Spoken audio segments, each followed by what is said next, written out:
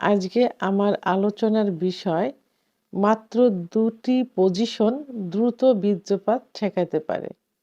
দেশের এবং প্রবাসের ভাই-বোনদের প্রতি সালাম। আসসালামু আলাইকুম। আমি প্রভাষক ডাক্তার রিক্তা পারভীন, হোমিওপ্যাথি এবং আয়ুর্বেদিক চিকিৎসক। চেম্বার সেবা হোমিও কমপ্লেক্স অ্যান্ড সেবা ডিজিটাল ল্যাব, উপজেলা মডেল মসজিদের পূর্ব পাশে, শিমুলিয়া, মাগুরা।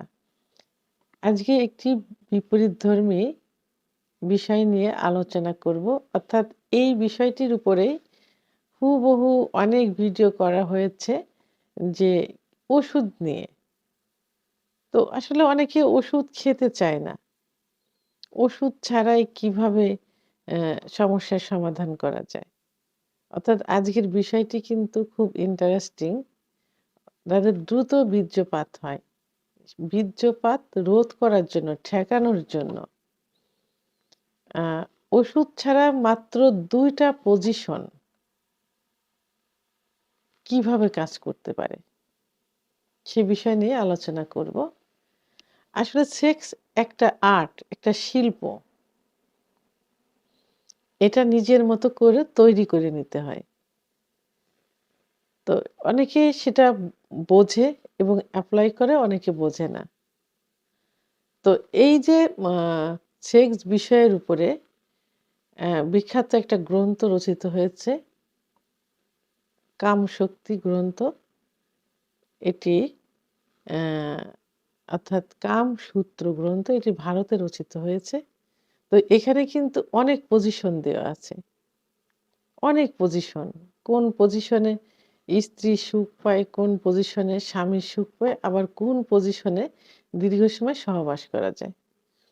তো আজকে আমি মাত্র দুটি পজিশনের কথা বলব, যে ২ টা পজিশন এপ্লাই করলে দীর্ঘ সময় সহবাসে লিপ্ত থাকা যায়। সেটা কোনো ওষুধ ছাড়া, নিজস্ব কোনো শক্তি ছাড়া। কারণ সহবাস একটা শক্তির বিষয়। পর্যাপ্ত এনার্জি কিন্তু লস হয়। তো সেই ক্ষেত্রে সাধারণত একটা পজিশনই বাঙালি বেশি এপ্লাই করে থাকে। সেটা হলো, যেটা ইসলামও সাপোর্ট করে, সেটা হলো যে স্ত্রী নিচে বেডে শায়িত অবস্থায় থাকবেন আর অ স্বামী উপরে যৌন মিলন, যৌন কার্য সম্পাদন করবেন উপর থেকে। তো এইটা যদি বিপরীতভাবে করা যায়, অর্থাৎ স্বামী নিচেই থাকবেন, বেডে থাকবেন, উপরে স্ত্রী যৌনিকার্য সহবাস করবেন। তো এই পজিশনে যদি সহবাস করা যায়, তাহলে দীর্ঘ সময় কিন্তু সহবাসে লিপ্ত থাকা যায়। কারণ এটাতে স্ত্রীর এনার্জি লস হয়।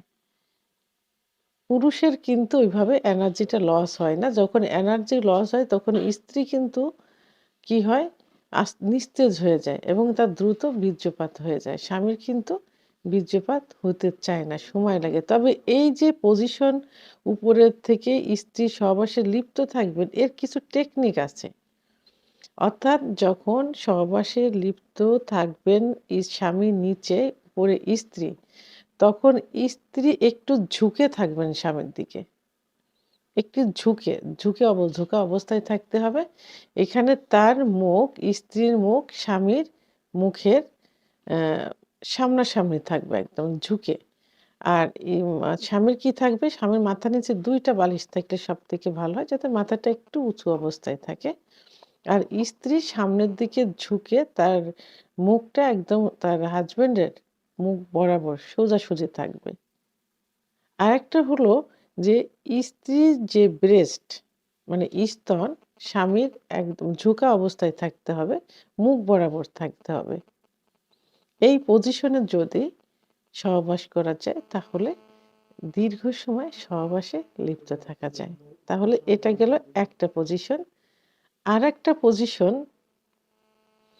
এই পজিশন সাধারণত আ এল সিস্টেম, অর্থাৎ স্ত্রী সামনে এল সিস্টেমে শুয়ে থাকবেন।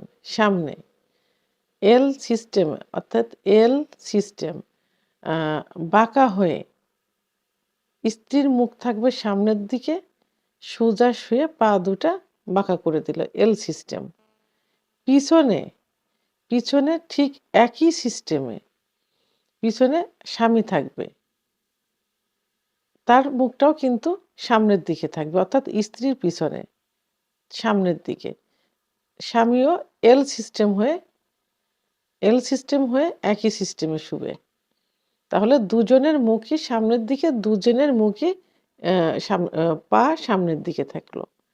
তো পিছন সাইড দিয়ে স্ত্রীর যোনিপথ দিয়ে স্বামীর যৌন কার্য চালিত করবেন। তো এইভাবে এল সিস্টেমে সহবাস করলে কিন্তু দ্রুত বীর্যপাত রোধ করা যায়, স্বামীর কিন্তু দ্রুত বীর্যপাত হবে না। তাহলে আমরা আজকে 2টা পজিশন অ্যাপ্লাই করলাম। একটা পজিশন হলো স্ত্রী উপরে থাকবে, স্বামী নিচে থেকে যৌন কার্য পরিচালনা করবে এবং তার কিছু সিস্টেম আমি বলেছি। আরেকটা হলো এল সিস্টেমে সহবাস করবেন, স্ত্রী সামনে পিছনে হাজব্যান্ড থাকবেন, অর্থাৎ স্বামীও এল সিস্টেম হয়ে শুবেন, পিছন সাইড দিয়ে যৌন কার্য পরিচালনা করবেন। এভাবে দীর্ঘ সময় সহবাসে লিপ্ত থাকা যায়। তো ভিডিওটি সম্পর্কে যদি কোনো মতামত থেকে থাকে অবশ্যই কমেন্টসের মাধ্যমে জানাবেন। আর ভিডিওটি ভালো লাগলে লাইক, কমেন্ট, সাবস্ক্রাইব করে আমার সঙ্গে থাকুন। আল্লাহ হাফেজ।